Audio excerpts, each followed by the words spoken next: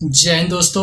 आज इस वीडियो में हम ओला की जो जेन 2 लॉन्च किया है उन्होंने उसके बारे में बात करेंगे, जो कि ओला का जो प्रीवियस जनरेशन था ओला S1 और S1 Pro, उसके मुकाबले इसमें क्या क्या मेजर जो चेंजेस किए हैं, वो इस स्कूटर में कितना परफॉर्मेंस हो गया, इफिशिएंसी हो गया, उसको किस प्रकार से बेटर बनाया है। तो इसी चीज के बारे में हमारा ये वीडियो रहेगा। तो सबसे पहले बात करते हैं जो कि इन्होंने मेजर चेंज किया है वो मोटर में किया है। जो कि आप प्रीवियस जनरेशन जो जेन 1 था उसमें मोटर हो गया और MC हो गया, यानी कि मोटर कंट्रोल यूनिट हो गया, वो AC केबल के थ्रू जुड़े हुए थे, यानी कि अलग अलग होता था, है ना। तो इससे क्या है, ये जगह भी ज्यादा घेरता था। और जेन 1 की कंपैरिजन में अगर बात करें, जेन 2 में उन्होंने न्यू PCB लेआउट डिजाइन किया है मोटर के लिए, जैसे कि आप वीडियो में देख पा रहे हैं। कैपेसिटर बोर्ड जो कि पावर फैक्टर को सही करता है, और कंट्रोलर बोर्ड हो गया, पावर बोर्ड हो गया और हीट सिंक हो गया, ये सभी को एक साथ इंटीग्रेट कर दिया है उन्होंने।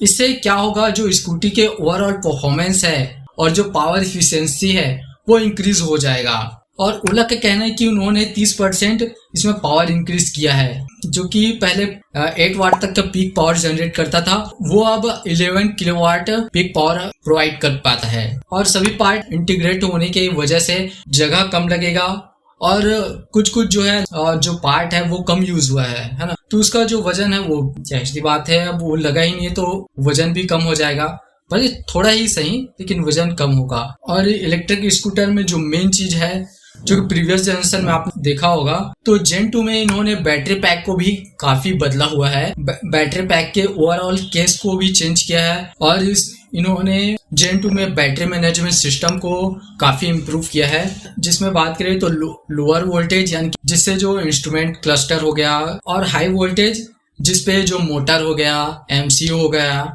ये सब रन करते हैं। इन दोनों के लिए सेपरेट इलेक्ट्रिक सर्किट डिजाइन किया है इन्होंने, जो कि बैटरी की ओवरऑल थर्मल परफॉर्मेंस को इम्प्रूव करता है। और बैटरी में थर्मल इम्प्रूव हो गया, मतलब परफॉर्मेंस, और सेफ्टी इम्प्रूव हुई। और सेफ्टी की बात कर रहा हूँ तो इन्होंने जो सेल यूनिट के बीच इंसुलेशन को भी मोटा किया हुआ है। प्रीवियस जनरेशन में जो बैटरी यूज हुआ था उसके कंपैरिजन में 33% कम पार्ट यूज हुआ है, और पहले जो बहुत सारे नट यूज हुआ करते थे उनको भी हटा के, जैसे कि मैंने पहले ही बताया कि उन्होंने केस को भी इम्प्रूव किया है। तो इससे क्या है, बैटरी की वजन तो कम हुआ है, लेकिन उसकी सेफ्टी, थर्मल परफॉर्मेंस, वो सब इंक्रीज हुआ है। अब बात करते हैं इसके अगले चेंजेस के बारे में, जो कि इन्होंने किया है इलेक्ट्रॉनिक्स और इलेक्ट्रिकल सर्किट पे, जो कि इस सर्किट का जाल फैला हुआ होता है, उनको भी काफी रिड्यूस किया है इन्होंने। और ओला का कहना है कि इन्होंने 40% तक जो वायरिंग नेटवर्क है उसको रिड्यूस किया है, जिससे ओवरऑल जो इनका इलेक्ट्रिकल सिस्टम है वो इम्प्रूव हुआ है। जिससे क्या है, मेन जो है इनका जो एनर्जी कंजप्शन है वो कम हुआ है, जो कि ओला के अकॉर्डिंग 25% तक कम हुआ, जो कि एक काफी अच्छा नंबर हो जाता है। और जेन 2 में जो चिप हो गया, VCU जिसको बोल सकते हैं, पहले VCU में होता था वो CPU वाला चिप वगैरह, रैम वगैरह, ब्लूटूथ, वाईफाई, वो सब को इंस्ट्रूमेंट क्लस्टर में इंटीग्रेट किया है, यानी कि उसी में मिला दिया है, जिसको Ola centralised compute system for EVs बोल रहा है। अब बात करते हैं जो इसके बॉडी स्ट्रक्चर की, जो यानी कि फ्रेम में जो इन्होंने चेंजेस किए हैं उसके बारे में। इन्होंने क्या है, जो ओला का जो प्रीवियस जनरेशन जेन 1 है उसके कंपैरिजन में जो स्ट्रक्चर वाला पार्ट है उसमें कम पार्ट को यूज किया है।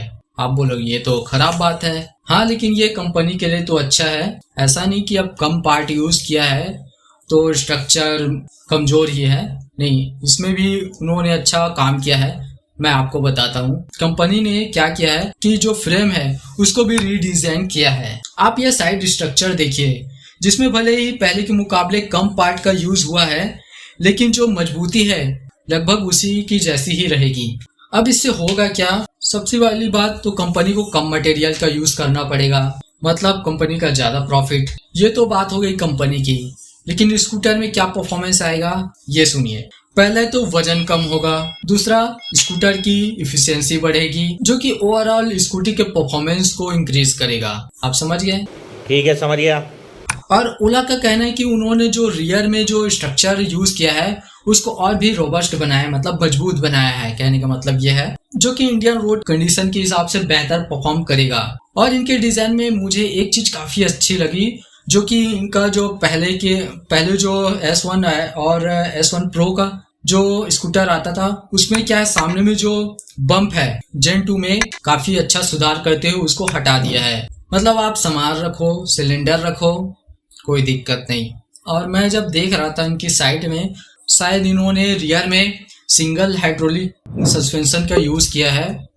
कम ऑन ओला, कम से कम आप रियर में सेंटर मोनोशॉक सस्पेंशन दे सकते थे, क्योंकि आप जेन 2 को एज अ परफॉर्मेंस स्कूटर की तरह बेच रहे हो, तो आपको ये चीज तो करनी चाहिए थी। देखते हैं क्या परफॉर्मेंस रहता है। इसमें डुअल स्विंग आर्म भी मिलते हैं, तो उसकी डिजाइन भी मुझे काफी सही नहीं लगी। S1 सीरीज के जो जेन 2 में इन्होंने चेंजेस किए हैं, उससे क्या बेनिफिट है वो आपको मैंने गिना दिए। और कुछ अच्छे भी हैं, कुछ दिक्कतें वाली भी बात है, क्योंकि देखो जेन 2 में इन्होंने जो पार्ट को इंटीग्रेट किया है, मोटर हो गया, MCU वगैरह, तो ये सब इंटीग्रेशन में तो कंपनी को तो मोटा फायदा है, क्योंकि ये लॉन्ग टर्म में इनको प्रॉफिट निकाल के देंगी।